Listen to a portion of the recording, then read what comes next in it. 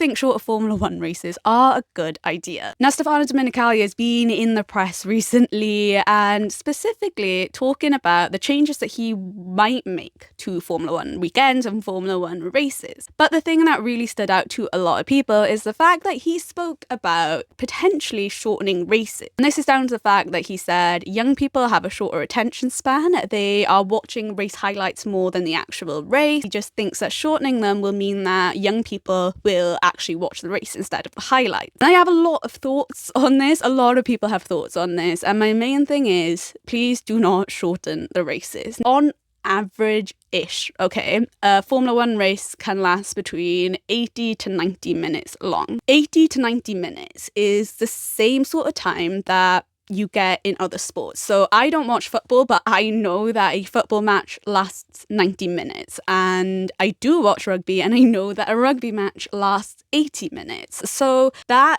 doesn't really seem out of the realms of a normal time for a sporting event, right? I do think what's happened here is that he has missed the point on a lot of things. Now, the first thing I think is the fact that young people might opt to watch highlights of the race because, you know, in the UK, they're available on YouTube or on Channel 4. Those are free to access for a lot of people, and it's cheaper than getting a subscription to Sky or to F1 TV to watch the actual race. It might not be that they can't have the attention or hold the attention for a race, more that they can't afford to keep up a super expensive subscription when a lot of people are struggling with the rising cost of things. I think it's also down to the fact that we have a lack of on-track action at some of the tracks, where we have periods of time when nothing will really happen, and it's really, really processional. Going to the highlights means that you get to see all the great overtakes or any incidents that have happened and things like that. And that's down to the engineering of the cars, the way that these regulations have come in, and how heavy these cars are in this era of Formula